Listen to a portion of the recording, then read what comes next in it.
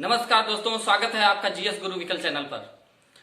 हम लोग reverse of India पढ़ रहे थे और उसी में हमने इंडस रिवर, ब्रह्मपुत्र रिवर और गंगा रिवर सिस्टम को पढ़ लिया था।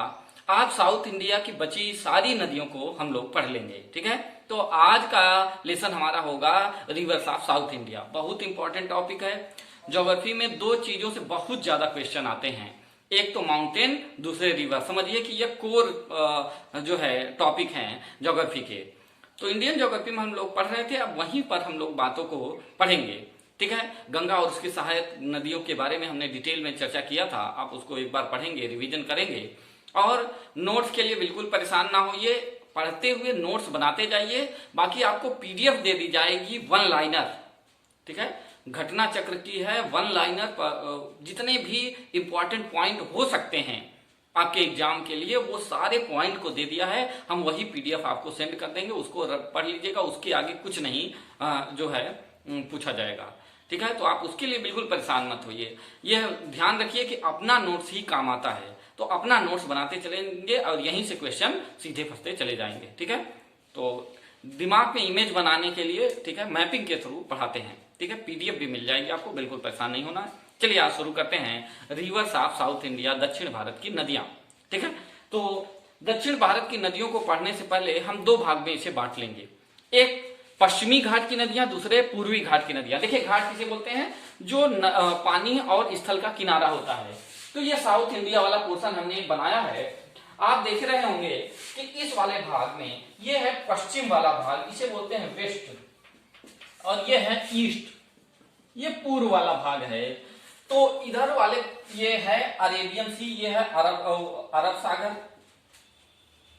अरेबियन सी, अरब सागर के नाम से जाना जाता है यह अरब सागर। और यह है बंगाल की खाड़ी, इसे कहते हैं bay of Bengal, bay of Bengal, Bengal की खाड़ी। इधर ये मन्नार की खाड़ी है, यहाँ पर bay of Mannar, gulf of Mannar के नाम से जाना जाता है। ये श्रीलंका नामक देश है। और भारत के लगभग बीचों बीच इस तरह से ट्रॉपिक ऑफ कैंसर अर्थात कर्क रेखा गुजरती है। कुछ इस प्रकार से कर्क रेखा गुजरती है, इसे कर्क रेखा के नाम से जाना जाता है। 23.5 डिग्री उत्तरी अक्षांश रेखा को कर्क रेखा के नाम से जानते हैं। ट्रॉपिक ऑफ कैंसर बोलते हैं, ट्रॉपिक ऑफ कैंसर, कर्क रेखा, इसे कर्क रेखा के नाम से जाना जाता है। इसका भी यूज है इसलिए बता रहे हैं। सबसे पहले हम लोग पश्चिमी घाट की नदियां पढ़ेंगे, रिवर्स ऑफ वेस्टर्न घाट को पढ़ेंगे। देखिए आप नोट्स बनाते चलेंगे, नोट्स बनाएंगे तो आपको प्रॉब्लम नहीं होगी, वरना सब उड़ जाएगा कि ज्योग्राफी में क्या पढ़ा। और लिखते जाएंगे, कॉपी लेके बनाते जाएंगे तो आप कहेंगे सब कुछ पढ़ लिया, सारे क्वेश्चन सॉल्व हो रहे हैं। तो यही है ज्योग्राफी में। थोड़ा सा हिस्ट्री में क्या है, पॉलिटी में क्या है कि केवल नियम है, केवल कानून है, केवल कहानी कथा है, उसको लिखवा दिया, लिख के नोट्स बन जाता है। इसमें तो जब तक दिमाग में इमेज नहीं बनेगी, कौन से नदी, नहर, नाली कौन सी किधर से बह रही है, इसको दिमाग में इमेज नहीं होगी तो क्वेश्चन नहीं हो सही हो पाता, ठीक है। कौन किसकी सहायक नदी, यही सब पूछता है, किसकी सहायक नदी है, किसकी जो है ट्रिब्यूटरी है, कौन नदी किस राज्य में बह रही है, ऐसे ही क्वेश्चन आते हैं। तो देखिए भाई, पश्चिमी घाट की नदियां अगर हम लोग पढ़ें तो यहाँ अरावली नाम का पर्वत है राजस्थान वाले एरिया में। इसी अरावली पर्वत से पश्चिम की ओर एक नदी बहती है, उम्मीद है आप जान पा रहे हैं, देख पा रहे होंगे। इसे लूनी नदी के नाम से जाना जाता है। लूनी, लूनी नदी के नाम से जाना जाता है। यह लूनी नदी जो है अरावली पर्वत से निकलती है। अजमेर जिला है राजस्थान का, अरावली पर्वत यहीं से विस्तार है, गुजरात से लेकर दिल्ली तक विस्तार है अरावली पर्वत का। लूनी नदी यहीं अजमेर जिले से होकर अरावली पर्वत से निकलती है, लंबी दूरी तय करते हुए यहाँ कच्छ का रण है, कच्छ का ये दलदली स्थान है। इस मरुस्थल में जाकर यह सूख जाती है, समुद्र तक यानी अरब सागर तक नहीं पहुंच पाती, यह यहीं बीच में ही समाप्त हो जाती है। लूनी नदी यह राजस्थान के पूरे मरुस्थल वाले एरिया में बहती है, इसलिए लूनी नदी को राजस्थान की या मरुस्थल की गंगा कहा जाता है। पहला क्वेश्चन पूछ चुका है, आगे भी पूछ सकता है कि मरुस्थल की गंगा या राजस्थान की गंगा किस नदी को कहा जाता है, तो लूनी नदी को। कहां से निकलती है भाई, अरावली पर्वत से निकलकर और कच्छ के रण में समाप्त हो जाती है। कच्छ भारत का दूसरा सबसे बड़ा जिला है, यह गुजरात राज्य में स्थित है और यहीं आके यह समाप्त हो जाती है। लूनी नदी मुख्य रूप से राजस्थान की नदी है। आगे दूसरा, अब यही अरावली पर्वत से ही अगर हम बात करें तो साबरमती नदी निकलती है, और साबरमती नदी पूरा निकलती तो राजस्थान से है लेकिन ज्यादा भाग गुजरात में बहती है। इसी नदी के तट पर जो है अहमदाबाद शहर स्थित है, और जो है यह प्रमुख इंडस्ट्री, अहमदाबाद को भारत का मैनचेस्टर कहा जाता है। सूती वस्त्र उद्योग का बहुत ज्यादा विस्तार हुआ है। यह है साबरमती नदी, साबरमती नदी, साबरमती, ठीक है। SABARMATI, इंग्लिश नहीं लिख रहे हैं, हिंदी में लिख दे रहे हैं तो दोनों लोग जान पाएंगे। साबरमती नदी अरावली पर्वत से निकलती है, राजस्थान का उदयपुर नाम का जिला है वहीं से निकलती है, और यह लंबी दूरी तय करते हुए जाके बंगाल की खाड़ी में, यहाँ खंबात की खाड़ी है वहीं पर जाकर बंगाल खंबात की खाड़ी में अरब सागर में जाकर गिर जाती है। तीसरी नदी यही मध्य प्रदेश का जो है मध्य प्रदेश वाला क्षेत्र है, विंध्यन रेंज, यहीं से विंध्यन रेंज के पश्चिम वाले क्षेत्र में एक झील है, नाम है मेहद झील। मेहद झील नाम की झील है, लेक है, ये विंध्यन का ही पश्चिमी एरिया है, और वहां मेहद झील से मध्य प्रदेश से एक नदी निकलती, बड़ी इंपॉर्टेंट नदी, और यह नदी जाती है राजस्थान वाले एरिया में। ये ऐसे बनाते हैं भाई, ये कुछ इस तरह से मध्य प्रदेश की मेहद झील है, मेहद झील से निकलकर यह राजस्थान वाले एरिया में, और राजस्थान से फिर से गुजरात में प्रवेश करती है, जाके खंभात की खाड़ी में गिर जाती है। मेहद झील यहाँ पे है, मेहद झील, और यह जो है माही नदी के नाम से जानी जाती है। कौन सी नदी भाई? माही नदी के नाम से जानी जाती है, MAHI। और माही नदी की विशेषता यह है, पहली बात तो यह 3 राज्यों में बहती है, मध्य प्रदेश से निकलती है, गुजरात होते हुए राजस्थान होते हुए गुजरात में बहती है, और यह इसकी विशेषता यह है कि दुनिया की ऐसी नदी है, एकमात्र नदी है जो कर्क रेखा को 2 बार काटती है। देखें आप देख पा रहे होंगे कि यह कर्क रेखा को 2 बार काट रही है, ऐसे ऐसे जा रही है, एक बार यहां काट रही है, एक बार यहां। सीधे क्वेश्चन आएगा कि वह कौन सी नदी है जो ट्रॉपिक ऑफ कैंसर को, कर्क रेखा को 2 बार काटती है, तो वह माही नदी है, कर्क रेखा को 2 बार काटती है। इस बात को आपको ध्यान कर लेना है। अच्छा, एक और नदी है, क्योंकि एक बार क्वेश्चन आया है इसलिए आप पढ़ लेंगे। यहीं से छोटी सी नदी है, राजकोट नाम का जिला है गुजरात में, वहीं से निकलती है भादर नाम की नदी, BHADAR, भादर नाम की नदी। भादर नदी यह भी जाके बंगाल की अरब सागर में या खंबात की खाड़ी में जाकर गिर जाती है, भादर नदी। कभी क्वेश्चन आ जाए भादर नदी किस राज्य में बहती है, तो गुजरात राज्य में बहती है, ठीक है। अब आते हैं, यहाँ अमरकंटक चोटी है, अमरकंटक सतपुड़ा पर्वत है, सतपुड़ा रेंज की मध्य प्रदेश और छत्तीसगढ़ की सीमा पर एक अमरकंटक चोटी है। कौन सा पर्वत है भाई? अमरकंटक, बहुत इंपॉर्टेंट पीक है ये अमरकंटक। अमरकंटक से 3 प्रमुख नदियां निकलती हैं। एक नदी इधर से ही दामोदर नदी निकलती है, ऊपर से सोन नदी निकलती है, और यही गंगा सहायक नदी है, और जाते हुए उत्तर के पूरब की ओर जाते हुए यह पटना के पास जाके गंगा नदी से मिल जाती है। और तीसरी नदी इस तरफ पश्चिम की ओर निकलती है और लंबी दूरी तय करते हुए चली जाती है, मध्य प्रदेश से निकलती है, महाराष्ट्र होते हुए गुजरात में जाके खंभात की खाड़ी में अरब सागर में मिल जाती है। इस नदी का नाम है नर्मदा नदी।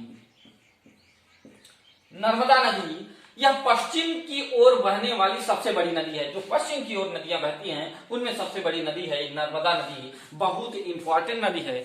देखिए, इस नदी को बहना इधर चाहिए क्योंकि ढाल, भारत का ढाल जो है ये पूरब की ओर है, और इस नदी को इधर ही बहना चाहिए था, लेकिन यह नदी अपने ढाल के विपरीत पश्चिम की ओर, पश्चिमी घाट की ओर बहती है। देखिए, ये पश्चिमी घाट, इसे पूर्वी घाट बोलते हैं, पश्चिमी घाट की ओर बहती है। कारण यह है कि यहीं पर बहुत बड़ा रिफ्ट है, रिफ्ट वैली है। रिफ्ट किसे बोलते हैं? भ्रंश, दरार।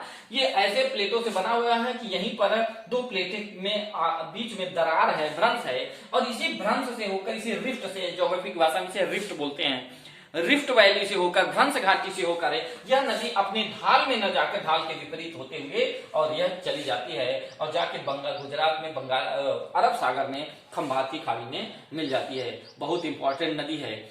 और फिर आगे देखते हैं एक और नदी है, यही सतपुड़ा पर्वत ही है। सतपुड़ा पर्वत का बैतूल नाम का जिला है मध्य प्रदेश में ही, और उस बैतूल जिले से एक और नदी बहती है और मध्य महाराष्ट्र होते हुए गुजरात में जाती है। गुजरात में ताप्ती नदी के नाम से जानी जाती है यह ताप्ती नदी। और ताप्ती नदी में जाकर यह जो है खंबात की खाड़ी में अरब सागर में मिल जाती है। देखिए भाई, नर्मदा नदी के तट पर एक प्रमुख शहर है जबलपुर। और यहीं पर वाटरफॉल जो है भेड़ाघाट वाटरफॉल यहीं पर स्थित है। और यहाँ ताप्ती नदी है और इस ताप्ती नदी के तट पर सूरत शहर है। अभी मुंबई सूरत से खूब ज्यादा लोग आ रहे हैं, जो प्रवासी मजदूर कामगार सब लोग गए थे, अब कोरोना की वजह से अपने अपने घर की ओर पलायन कर रहे हैं। तो ये सूरत शहर जो है इसी ताप्ती नदी के तट पर स्थित है और यह भी रिफ्ट वैली में भ्रंश घाटी में बहती है। कभी क्वेश्चन आ जाए कि भ्रंश घाटी में बहने वाली नदियां कौन कौन सी हैं, तो नर्मदा और ताप्ती। हालांकि इधर गोदावरी भी बहती है, फिलहाल अभी नर्मदा और ताप्ती नदियां, ये दोनों नदियां भ्रंश घाटी में बहने वाली नदियां हैं। उम्मीद है आप बात समझ पाए होंगे। आगे यहाँ महाराष्ट्र में जो है मुंबई नामक शहर है और मुंबई में एक छोटी सी नदी है, मीठी नदी के नाम से जानी जाती है, क्योंकि एक बार क्वेश्चन आया है। तो छोटी सी नदी है, 20-25 किलोमीटर की नदी है, क्वेश्चन आ चुका है, इसलिए आप याद रखेंगे कि छोटी सी नदी मुंबई में ही बहती है, नाम है मीठी नदी। तो यहीं पर बना दे हैं मीठी नदी, ठीक है। मीठी नाम की नदी एक मुंबई में बहती है। अब आते हैं हम लोग आगे की ओर चलें, तो यही महाराष्ट्र में गोवा में एक नदी है मांडवी नदी, ठीक है। एक बार क्वेश्चन आया था कि पणजी शहर, गोवा की राजधानी पणजी, किस नदी के तट पर स्थित है, तो वह मांडवी नदी ही है। वास्तव में मांडवी नदी निकलती कर्नाटक से है।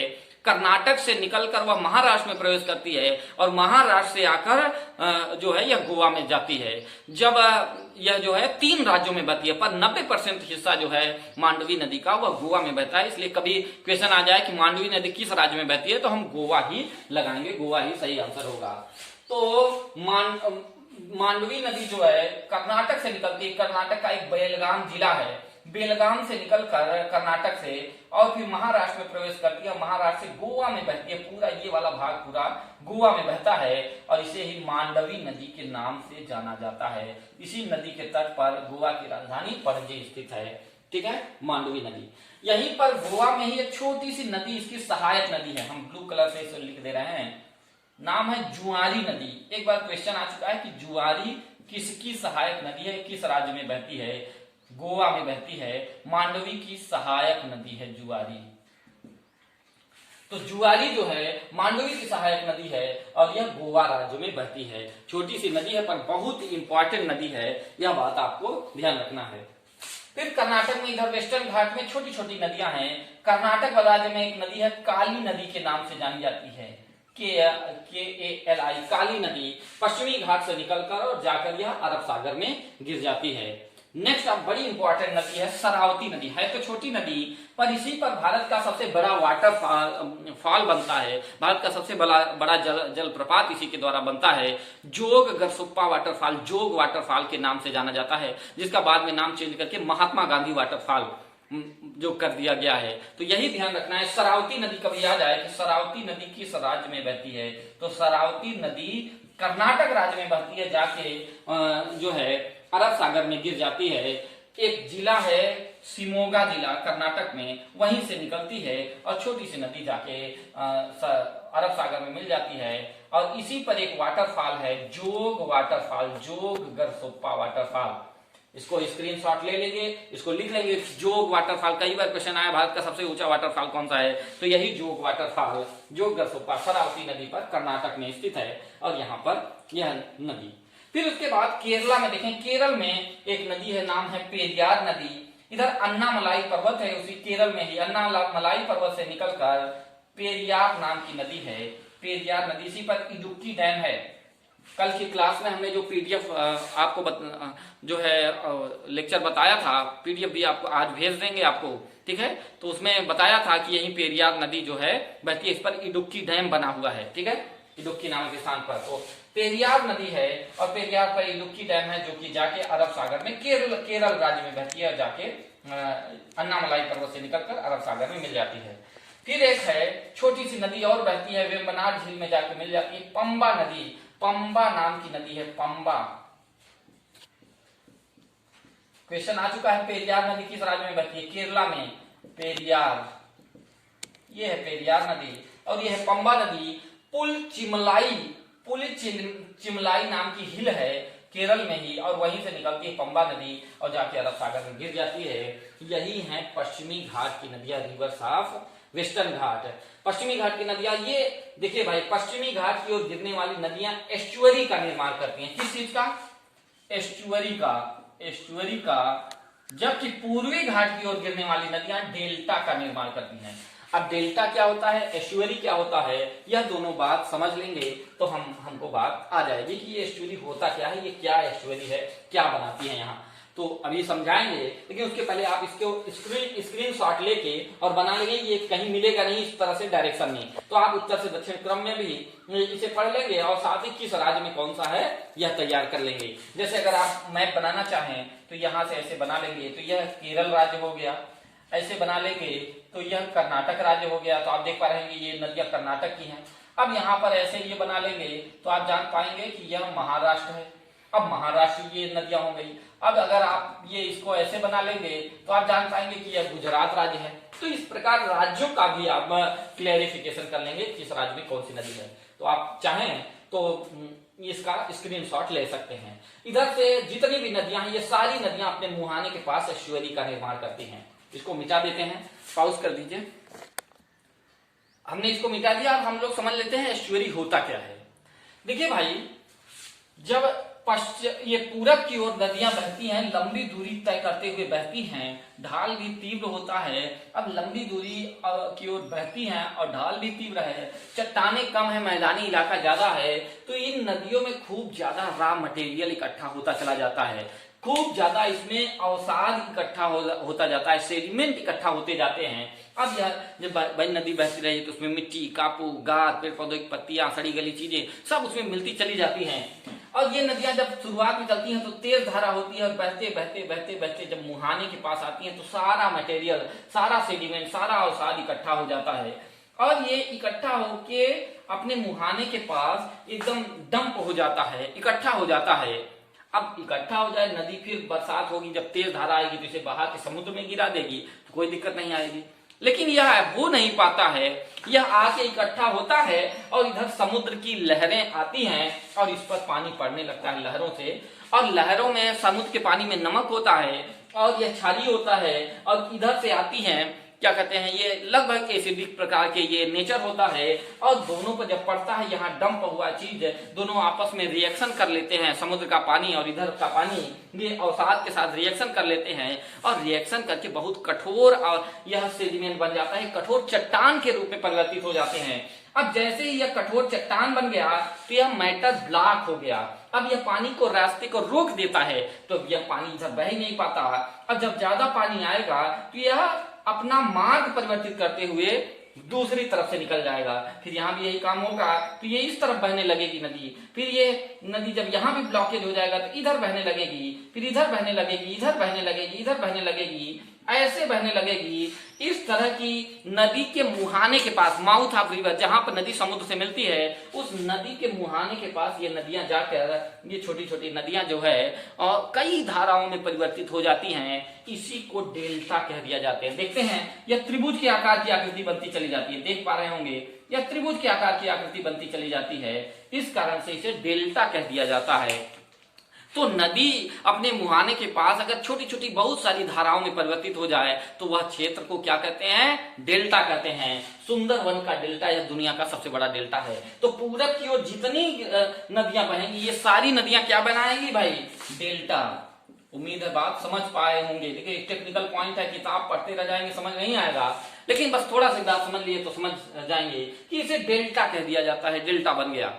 लेकिन जब पश्चिम की ओर बहती है नदियां, पश्चिम की ओर नदियां जो बहती हैं, अब देखिए पश्चिम की ओर, तो ये एक तो छोटी छोटी नदियां, इसमें सबसे बड़ी नदी नर्मदा नदी है, तो यहाँ अवसाद भी कम इकट्ठा होते हैं। दूसरी, यहाँ पर सीधे ये पश्चिमी घाट वाला पर्वत है, अब यहाँ से नदी निकलती है तो इधर कम सेडिमेंट होता है, और यहाँ पर तीव्र कटान है, यहीं से टूटा था इंडिया, तो यहाँ तीव्र कटान है। अब यह नदी जाके यहाँ मुहाने के पास आती है, तो यहाँ पर एक डंप नहीं होने पाता, सेडिमेंट इकट्ठा नहीं होने पाता, थोड़ी देर के लिए रुक जाता है, और यह थोड़ी देर के लिए रुकते हुए यह चला जाता है, और यहाँ रुकता है तो यह थोड़ा सा मुड़ जाता है, यह वाला क्षेत्र कुछ इस तरह की आकृति बन जाती है। ऐसे ये कोई नदी आई तो यहाँ मुहाने के पास आकर कुछ इस तरह से ऐसे नदी जाती है, ऐसे बन जाता है, ऐसे गया, इस तरह से एस की आकृति बन जाती है। एस की आकृति, इसी बनी हुई एस की आकृति को ही क्या कह देते हैं, एस्चुअरी कह दिया जाता है, एस्चुअरी नाम ले लिया जाता है। समझ पा रहे हैं? तो जितनी भी पश्चिमी घाट की नदियां हैं, चाहे वो नर्मदा हो, ताप्ती हो, साबरमती हो, पेरियार हो, पंबा हो, शरावती हो, ये सारी नदियां एस्चुअरी का निर्माण करती हैं। जबकि क्योंकि इधर तीव्र ढाल है, यहाँ बहुत तेज से कटान बिंदु है, तो यहाँ सेडिमेंट इकट्ठा नहीं हो पाते, थोड़ा सा मुड़ाव हो जाता है, ये मुहाने के पास एस की आकृति बन जाती है, तो इसे एस्चुअरी कह दिया जाता है। जबकि पूर्वी घाट की नदियां डेल्टा कह दिया जाता है। आप कमेंट बॉक्स में कमेंट करेंगे, निम्न में से कौन सी नदी एस्चुअरी का निर्माण नहीं करेगी। फिर से क्वेश्चन रिपीट कर रहा हूं, निम्न में से कौन सी नदी एस्चुअरी का निर्माण नहीं करेगी। कल शाम को 8 बजे लाइव रहेंगे, आज योगी सर लाइव रहेंगे, तब उसमें हम लोग ये साउथ इंडिया से कैसे क्वेश्चन आए हैं, साउथ इंडिया की रिवर से, उसे भी देखेंगे पिछले 10 साल के क्वेश्चन। तो निम्न में से कौन सी नदी एस्चुअरी का निर्माण नहीं करती है? 4 ऑप्शन है, नर्मदा नदी, ताप्ती नदी, कावेरी नदी, पेरियार नदी। अब आप कमेंट बॉक्स में इसका आंसर बताएंगे। अब चलते हैं हम पूर्वी घाट की नदियां, पूर्वी घाट की नदियों को पढ़ लेते हैं। अब हम लोग देख लेते हैं पूरब की ओर बहने वाली नदियां, पूर्वी घाट की नदियां। तो सबसे पहले नदी देखिए, पूरब की ओर बहने वाली नदी तो गंगा है, इधर ब्रह्मपुत्र है, इनकी सहायक नदियां हैं, इसको हम पढ़ चुके हैं पिछले वाले लेसन में। अब हम लोग इसमें देखेंगे उसी के नीचे एक बड़ी इंपॉर्टेंट नदी बहती है झारखंड से निकलकर वेस्ट बंगाल में, नाम है स्वर्ण रेखा नदी। स्वर्ण रेखा नदी इसको कहा जाता है, स्वर्ण रेखा। देखिए छोटा नागपुर के पठार से निकलती है यह स्वर्ण रेखा नदी, और जाके बंगाल की खाड़ी में गिर जाती है स्वर्ण रेखा नदी। कहा जाता है इस नदी में छोटे छोटे सोने के टुकड़े पाए जाते हैं, इसकी रेत में सोने के कण पाए जाते हैं, स्वर्ण रेखा नदी। आगे चलते हैं ब्राह्मणी नदी। ब्राह्मणी नदी, और ब्राह्मणी नदी जाकर बंगाल की खाड़ी में उड़ीसा में जाकर यह बहती है, ब्राह्मणी नदी के नाम से जानी जाती है, ब्राह्मणी नदी। देखिए वास्तव में एक है उत्तरी कोयल और शंख नदियां, 2 नदियां आती हैं राउरकेला नामक स्थान पर, 2 नदियां आती हैं। एक नदी आती है उत्तरी कोयल और इधर से शंख नदी। ये दोनों नदियां आके राउरकेला नामक स्थान है वेस्ट बंगाल में, पश्चिम बंगाल में, उड़ीसा में राउरकेला नामक स्थान है। यहीं पर आकर दोनों नदियां जो है शंख नदी और उत्तरी कोयल नदी, ये दोनों नदियां आके मिल जाती हैं, यहीं से इसका नाम ब्राह्मणी हो जाता है, यहीं से ब्राह्मणी नदी का उद्गम होता है, और यह ब्राह्मणी नदी जाके बंगाल की खाड़ी में गिर जाती है। इंपॉर्टेंट नदी है। आगे बहुत इंपॉर्टेंट नदी महानदी है, एक महानदी के नाम से जानी जाती है, और यह छोटा नागपुर के पठार से छत्तीसगढ़ से निकलती है। तो सिंघावा पहाड़ी जो छत्तीसगढ़ में छोटा नागपुर के पठार का भाग है, छत्तीसगढ़ से निकलकर महानदी जो है और आगे जाते हुए या झारखंड होते हुए उड़ीसा में जाके बहती है, और जाके बे ऑफ बंगाल में बंगाल की खाड़ी में गिर जाती है, महानदी नाम की नदी, महानदी। और इसी पर भारत का सबसे बड़ा डैम उड़ीसा राज्य में स्थित है। उड़ीसा में यह जाके समुद्र में बंगाल की खाड़ी में गिरती है। यहीं पर एक बांध बनाया गया है जिसे हीराकुंड डैम के नाम से जाना जाता है। बहुत बड़ा डैम है, भारत का सबसे बड़ा डैम है। और महानदी देखिए, ऊंचा डैम जो है टिहरी डैम है, जबकि बड़ा डैम हीराकुंड डैम है, महाराष्ट्र उड़ीसा में स्थित है महानदी पर। तो यह महानदी बड़ी इंपॉर्टेंट नदी है। एक है हसदो, एक है तेल नदी, एक इब नदी, ये इसकी सहायक नदियां हैं। हसदो, तेल, इब, यह जो है महानदी की सहायक नदियां हैं। और ये महानदी यहाँ पे जाके डेल्टा बनाती है, बड़ी इंपॉर्टेंट नदी है। इसे कोयला की नदी कहा जाता है, काली नदी के नाम से भी, उपनाम से भी जाना जाता है। कारण यह कि कोयला नदी कोल रिवर इसी को कहा जाता है भारत की, क्योंकि यह कोयला वाले छोटा नागपुर का पठार है, इस वाले क्षेत्र में बड़ा कोयले का उत्पादन होता है, जिसके कारण यहाँ पर बहुत ज्यादा कोयला पाए जाने के कारण इसको कोल नदी के नाम से जाना जाता है, महानदी को। अब चलते हैं हम लोग नीचे, बड़ी इंपॉर्टेंट नदी गोदावरी नदी को पढ़ने वाले हैं। त्रयंबकेश्वर नामक स्थान है महाराष्ट्र में, और वहीं से त्रयंबकेश्वर से नासिक जिला है, ये महाराष्ट्र त्रयंबकेश्वर नाम का स्थान है, नासिक जिला में पड़ता है महाराष्ट्र में, नासिक जिला।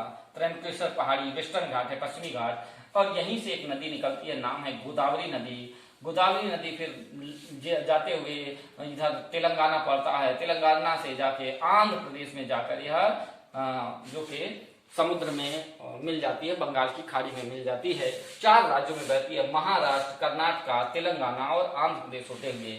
दक्षिण भारत की सबसे बड़ी नदी है। कभी क्वेश्चन आ जाए कि which is the longest river of south India, दक्षिण भारत की सबसे लंबी नदी कौन सी है, तो हम बताएंगे गोदावरी नदी। उत्तर भारत की या पूरे भारत की सबसे बड़ी नदी गंगा है, जबकि दक्षिण भारत की सारी नदियों में सबसे लंबी नदी जो है वह है गोदावरी नदी। बड़ी इंपॉर्टेंट नदी है भाई गोदावरी नदी। इसके जल की मात्रा इतने बड़ेपन के कारण इसे दक्षिण भारत की गंगा कहा जाता है। गंगा ऑफ साउथ इंडिया, दक्षिण भारत की गंगा कह दिया जाता है। और दक्षिण भारत की गंगा के नाम से भी जानी जाती है, इसे बूढ़ी गंगा के नाम से भी जानते हैं। ठीक है, तो 3 फैक्ट इसके बारे में। पहली तो गोदावरी दक्षिण भारत की सबसे लंबी नदी है, दूसरी बात इसे दक्षिण भारत की गंगा कहा जाता है, और तीसरी बात इसे गोदावरी नदी को जो है गोदावरी नदी को बूढ़ी गंगा के नाम से भी जाना जाता है। ठीक है, अच्छा एक क्वेश्चन का आंसर बताएंगे, आदिवासियों की गंगा किसे कहते हैं, ध्यान रखना है। देखिए हमने अभी कहा कि राजस्थान या मरुस्थल की गंगा तो लूनी नदी, आदिवासियों की गंगा माही नदी को कहा जाता है। देखिए वहां माही नदी बताया कि वो ट्रॉपिक ऑफ कैंसर को करके रेखा को 2 बार काटती है, तो अभी ध्यान आ गया, तो इसे भी आप नोट कर लेंगे कि माही नदी को आदिवासियों की गंगा और दक्षिण भारत की गंगा गोदावरी नदी को कहा जाता है। इसकी सहायक नदी कई नदियां हैं, एक है वर्धा नदी, एक है पेन गंगा, एक है वेन गंगा, और वेन गंगा के नाम से जाती है और गोदावरी नदी से मिल जाती है। इधर एक नदी है मंजरा नदी, जो है एक इंद्रावती नदी नाम की एक नदी है, इंद्रावती इसकी सहायक नदी है, इंद्रावती। इधर मंजरा नाम की नदी है, एक मंजरा या मंजीरा के नाम से जानी जाती है, मंजरा नदी। यह भी गोदावरी की ये सब प्रमुख सहायक नदियां हैं, तो इसे भी ध्यान रख लेंगे। एक बार क्वेश्चन आता है इंद्रावती किसकी सहायक नदी है, तो इंद्रावती जो है वह गोदावरी की ही सहायक नदी है, इसे भी आप ध्यान रख लेंगे। अब आते हैं कृष्णा नदी। कृष्णा नदी देखिए महाबलेश्वर नामक पहाड़ी है, महाराष्ट्र में ही ये भी पड़ता है महाबलेश्वर, और वेस्टर्न घाट में। महाबलेश्वर से निकलकर महाराष्ट्र से फिर कर्नाटक होते हुए और फिर से यह तेलंगाना होते हुए यह भी नदी जाके आंध्र प्रदेश में बंगाल की खाड़ी में गिर जाती है। इस नदी का नाम है कृष्णा नदी, इधर लिख दे रहे हैं भाई।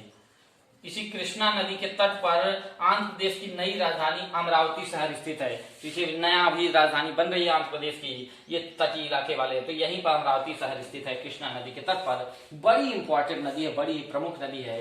इसकी सहायक नदियों की बात कर लें तो ये एक नदी आती है भीमा नाम की नदी, भीमा। एक बार क्वेश्चन पूछा था भीमा किसकी सहायक नदी है, तो कृष्णा की सहायक नदी है भीमा। लेकिन नीचे से एक नदी जाती है, नाम है तुंगभद्रा। तुंग और भद्रा नदी मिलके तुंगभद्रा नदी बन जाती है, तुंगभद्रा।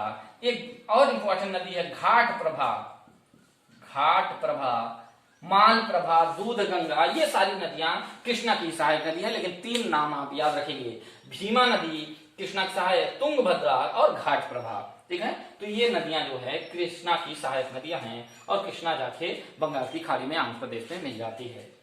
अब इसके नीचे यही कर्नाटक से निकलकर एक छोटी सी नदी है पेन्नार रिवर, आंध्र प्रदेश में जाकर तमिलनाडु के ऊपर कर्नाटक से निकलती है, आंध्र प्रदेश में जाकर यह समुद्र से मिल जाती है, पेन्नार रिवर। हालांकि इसके 2 नदियां हैं, एक उत्तरी पेन्नार और दक्षिणी पेन्नार, तो हम केवल पेन्नार के नाम से याद रखेंगे।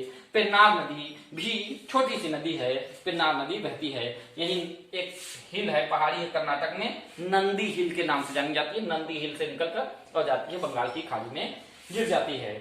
अब आते हैं बड़ी इंपॉर्टेंट नदी कावेरी। कावेरी से दक्षिणी संस्कृति की गंगा कहा जाता है, या दक्षिणी गंगा, साउदर्न गंगा के नाम से जाना जाता है, क्योंकि यह उतनी ही पवित्र है जैसा हम लोग के उत्तर भारत में गंगा नदी को पवित्र माना जाता है, वैसे दक्षिण भारत में चोल पांड्य चेर के साम्राज्य में कावेरी नदी को बहुत पवित्र नदी माना गया है। इसलिए कहीं इसी में कंफ्यूजन हो जाता है कि गोदावरी को दक्षिण भारत की गंगा कहें कि कावेरी को।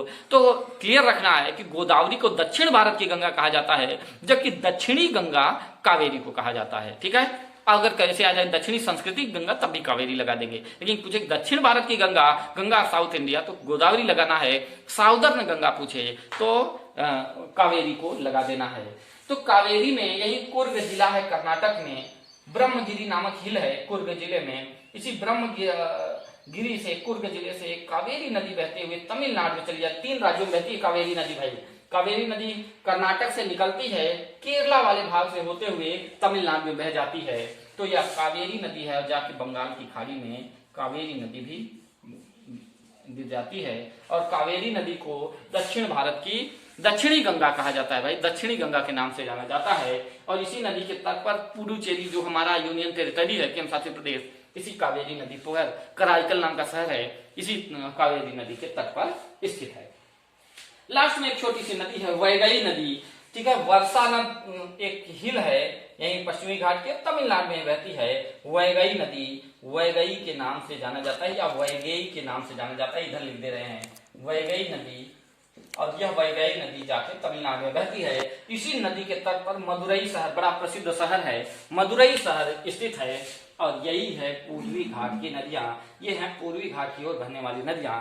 इस प्रकार से हमारा पूरा टॉपिक, इसको भी स्क्रीनशॉट ले लेंगे, आराम से इसको बना लेंगे और पढ़ेंगे। ठीक है, कहां से कौन सी नदी निकलती है, कहां से कौन सी नदी, एक बार मैं रिवाइज कर दे रहा हूँ। स्वर्ण रेखा नदी छोटा नागपुर के पठार से निकलती है और जाके बंगाल की खाड़ी में मिल जाती है उड़ीसा में। नेक्स्ट है जो है ब्राह्मणी नदी, और ब्राह्मणी नदी दक्षिणी कोयल और शंख नदियों को मिलाकर बनती है और यह राउरकेला से ब्राह्मणी नदी के नाम से जानी जाती है और जाके उड़ीसा में बंगाल की खाड़ी में गिर जाती है। फिर उसके बाद है महानदी, सिंघावा पहाड़ी छोटा नागपुर पठार से यानी छत्तीसगढ़ से निकलकर और जाती है उड़ीसा में, जाके बंगाल की खाड़ी से मिल जाती है। फिर है गोदावरी नदी। गोदावरी नदी त्रयंबकेश्वर नामक स्थान है नासिक जिले और महाराष्ट्र में, और यहाँ से गोदावरी कर्नाटक और फिर वो जो है तेलंगाना होते हुए आंध्र प्रदेश में जाकर बंगाल की खाड़ी में गिर जाती है। फिर है कृष्णा नदी। कृष्णा नदी महाबलेश्वर नामक स्थान से निकलकर पश्चिमी घाट ही है, महाराष्ट्र के महाबलेश्वर से निकलकर महाराष्ट्र कर्नाटक तेलंगाना होते हुए आंध्र प्रदेश में जाके बंगाल की खाड़ी में गिर जाती है। फिर है पेन्नार नदी, नंदी हिल से कर्नाटक से निकलकर आंध्र प्रदेश में जाकर यह समुद्र से मिल जाती है बंगाल की खाड़ी में। फिर कावेरी नदी। कावेरी नदी जो है ब्रह्मगिरी नाम का पर्वत है, हिल है, पश्चिमी घाट का कुर्ग जिला लगता है कर्नाटक में, और यहाँ से यह निकलकर कावेरी नदी जाती है और जाके बंगाल की खाड़ी में समुद्र से मिल जाती है। और वैगई नदी तमिलनाडु राज्य में ही बहती है। वर्षा नदी हिल है, यह पश्चिमी घाट में ही, वर्षा नदी हिल से यह जाकर और वैगई नदी जाके बंगाल की खाड़ी में मिल जाती है। और यही उत्तर से दक्षिण क्रम हो जाता है, यही जो है। अच्छा, एक बार क्वेश्चन आया था कि किस नदी को सदावाहिनी नदी कहा जाता है। उत्तर भारत की सारी नदियां जो हिमालय पर्वत से निकलती हैं ये जो है सदावाहिनी नदियां हैं। ठीक है, और दक्षिण भारत की नदियां जो हैं ये सब बरसाती नदियां हैं, केवल सीजनल रिवर्स हैं। तो ये बरसात में ये पानी रहता है, बाद में सूख जाती है, गर्मियों में बड़ी विकराल स्थिति बन जाती है। अब यही हो रही है। लेकिन कावेरी नदी को सदावाहिनी, दक्षिण भारत में एक अपवाद है कावेरी नदी, ये सदावाहिनी नदी कही जाती है क्योंकि इसमें गर्मियों में भी बरसात का पानी आ जाता है और फिर पूर्व जब लौटता मानसून बारिश करता है तब भी हो जाता है कि इसमें लगातार पानी बना रहता है। फिर भी अपवाद स्वरूप इस साल यहाँ पर भी सूखा पड़ गया। तो कावेरी नदी जो है दक्षिण भारत की सदावाहिनी नदी है, एकमात्र नदी। बाकी हिमालय से निकलने वाली नदियां सदावाहिनी नदियां हैं, बाकी ये सब बरसाती नदियां हैं। ठीक है, तो यहीं से नदियों का टॉपिक समाप्त होता है। डैम वाटरफॉल आप जरूर पढ़ लेंगे, रट्टा मार लेंगे। वाटरफॉल की भी लिस्ट बना के हम उसको ऑफलाइन वीडियो दे देंगे। और जो है आप जो डैम वाला भाग दिया है उसको एकदम पढ़ लीजिए, एकदम रट्टा मार लीजिए, उसको पढ़ लेंगे तो इससे नदियों वाले टॉपिक कंप्लीट हो जाएगा। यहाँ से एक क्वेश्चन आपका आएगा। मिलते हैं अगली क्लास में। Thank you.